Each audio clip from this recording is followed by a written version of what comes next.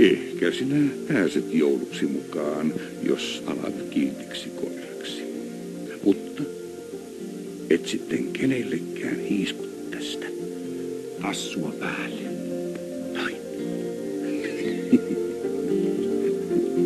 Oi, tätä joulukuun pimeyttä. Niin.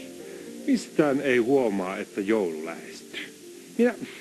Minä haluan tänne kinkun ja kuusen tuoksua. Höpsistä syntyy. Ne kuuluvat vasta jouluun. Mitäs tulikaan joulukalenterista eilen?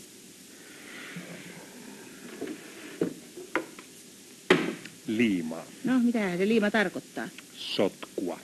Ja joulukoristeita. Siis töitä. Mutta pukki riemastuu, kun näkee. No, mikäpä siinä? Aletaan vaan värkkäämään. Oho! Aletaan vaan.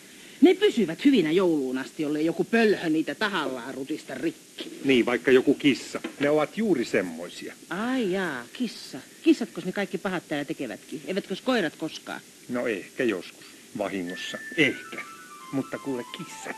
Ne on kyllä juuri sellaisia, että ne ihan tahallaan kaiken panevat. Tehdäänpäs punatulkkuja kuusen koristeeksi, tai siis yritetään tehdä. Katso, täällä on ensin harmaata lankaa, sitten laitetaan pyrstöön punaista lankaa, selkäpuolelle laitetaan mustaa lankaa. Ja helppoa. Minä haluan tehdä jotain vaativampaa. Aloittaisit nyt helposta. Minä teen itselleni ikioman olkipukin. Ai jaa, semmoinen vaatii kyllä taitoa. Suuren ikioman olkipukin. Otatko liiman mukaan? Otan.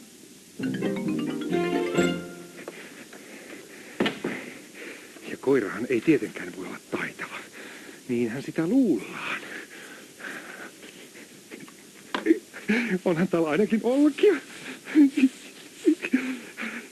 Näistähän syntyykin olkipukki humauksessa. Pukki on tyytyväinen minuun, kun minä olen avulias. Ottaa varmasti mukaansa jouluna.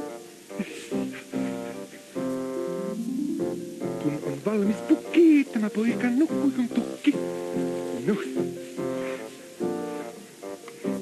Ja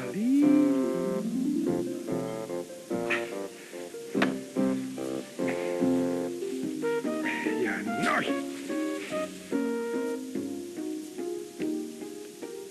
Ja sitten vaan porkkana nenäksi. Mitä? Sanoiko joku, että porkkana pitää syödä? Tai pistää lumiukolle? Väärä luulo. Perinteinen olkipukki perustuu porkkanan oikeaan sijoittamiseen. Kas näin.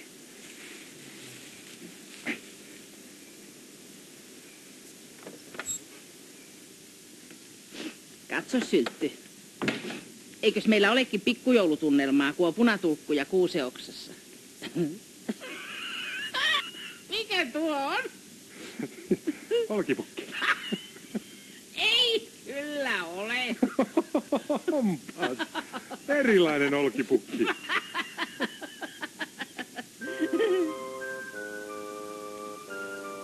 No niin, aivan erilainen.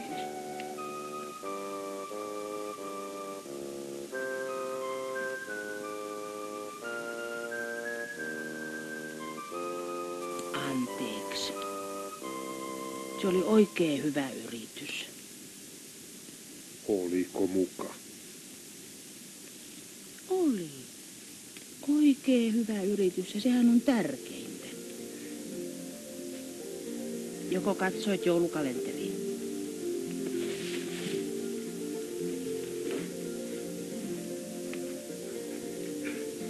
Suurennuslasi.